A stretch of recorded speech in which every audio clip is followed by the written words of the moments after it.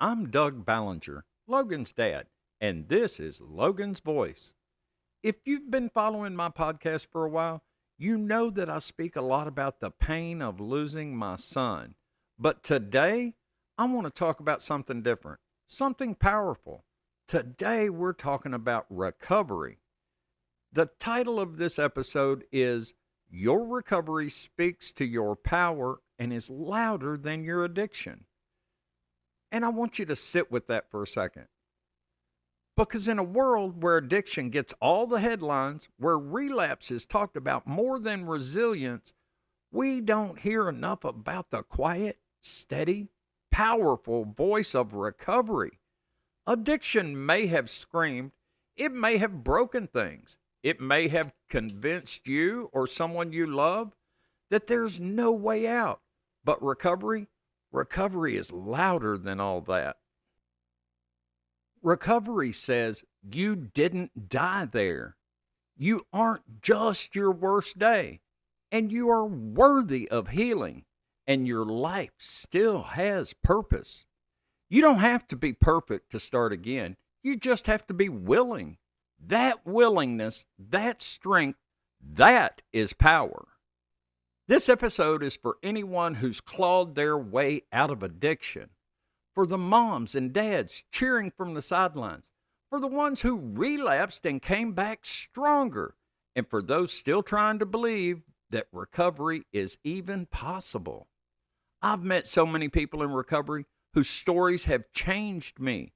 People who could have given up, who probably had every reason to, but instead they chose to live. They chose to fight, and they chose to turn their pain into purpose. And let me tell you something, that kind of courage is louder than any addiction. Let's talk about it. We live in a culture that glorifies the fall, but barely whispers about the rise. Headlines scream about overdoses, arrests, and relapses, but rarely do they spotlight the people quietly rebuilding their lives. And yet, that's where the real power is. That's where hope lives. Recovery is not weakness. Recovery is resistance. Recovery is refusing to let addiction have the final word. Think about what recovery demands. It asks you to face your trauma. It asks you to sit with your pain instead of numbing it. It asks you to change your people, your patterns, your entire perception of self, and still get up every day and fight for your life. That's not weakness.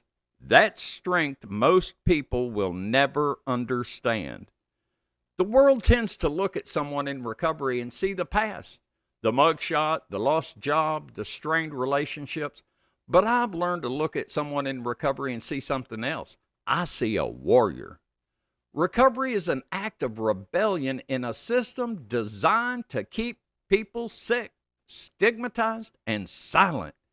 And when someone chooses recovery, they're not just healing themselves, they're disrupting that whole system. Because recovery sends a message. I'm not buying the lie anymore. I'm not running from myself anymore. I choose to live. I've met people who have survived overdoses, prison, homelessness, abandonment, and now they mentor others, lead support groups, go back to school, raise families, start businesses, and when they tell their stories, it hits you in the chest. Their recovery speaks to their power in a way nothing else can. And for anyone who's listening right now and wondering if they can do it, I'll tell you this. If you can survive addiction, you can survive recovery. And if you're walking that road now, you're already doing the hardest part. You are proof that recovery is not only possible, it's powerful. We often celebrate recovery like it's a finish line. Congratulations, you made it. But the truth is, recovery isn't a one-time choice. It's 1,000 choices made every day, sometimes every hour. And most of those choices happen in silence. We don't always see the shaking hands reaching for the phone instead of a pill.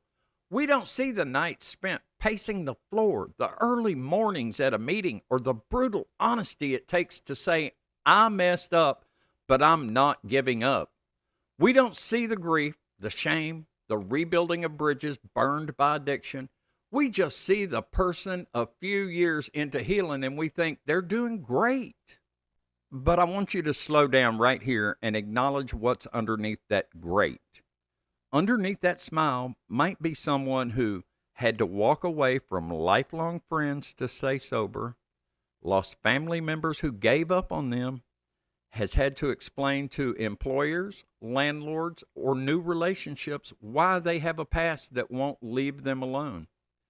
Or they wake up every day and choose life, even when depression, guilt, or withdrawal are screaming louder than hope.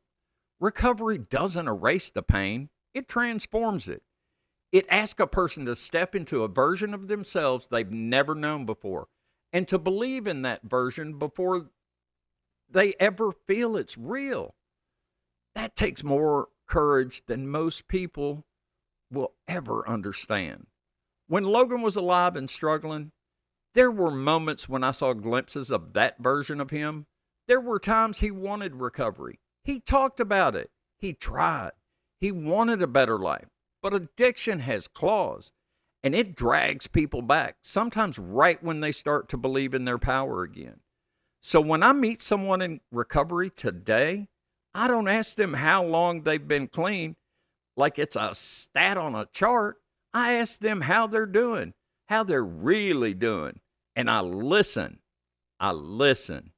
Because what they're carrying behind that recovery is often heavier than the addiction ever was. And that's why we must change the way we talk about it. Recovery isn't a punchline. It isn't just a phase. It's a life reclaimed. And it deserves respect. It deserves recognition. It deserves to be amplified because that voice is louder than addiction. And when we choose to listen, we make space for people to believe they can recover too. When we think of role models, we often think of celebrities, athletes, or influencers with massive followings.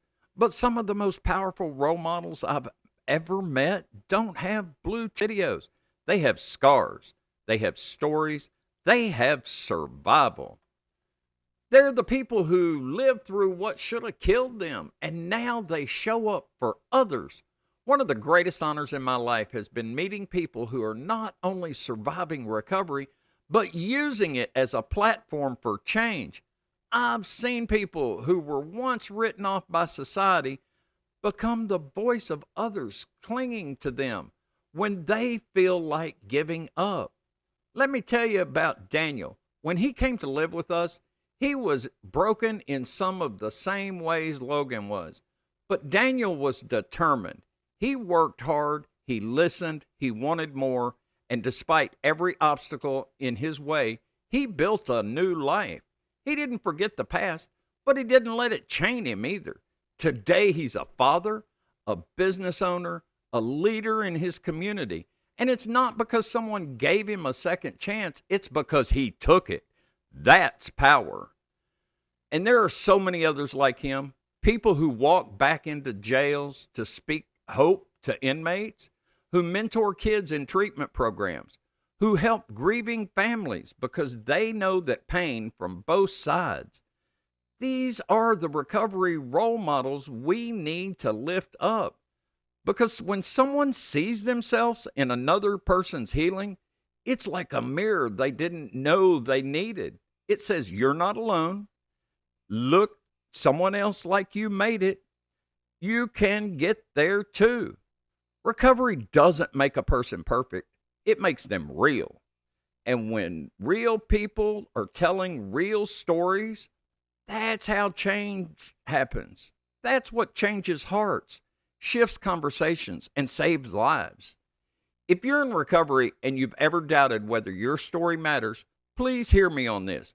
Your story is somebody's survival guide. Your story might be the one that keeps someone from using tonight. Your voice might be the one they remember when they're standing at the edge of relapse or sitting in the back row of a meeting wondering if they belong. You are someone's evidence that healing is possible.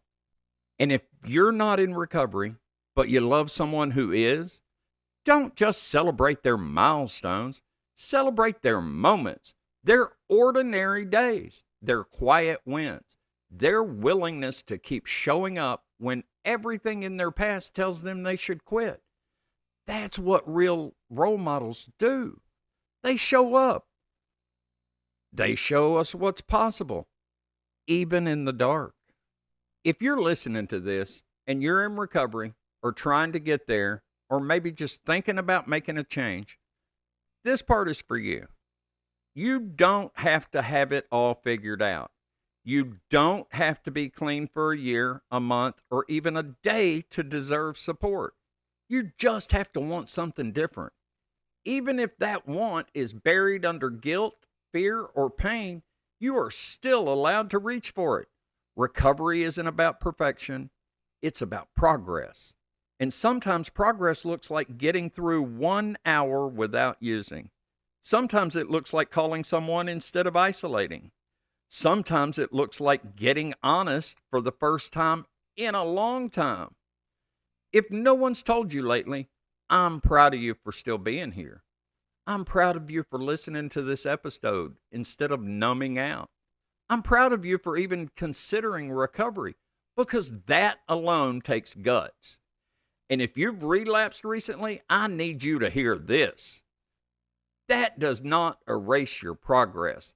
That does not disqualify you from healing. Your recovery isn't over because you stumbled. It's still there, waiting for you to come back. You're not broken, you're becoming. I've seen what addiction can do to a life. I've seen it take my son, and I've seen it take so many others.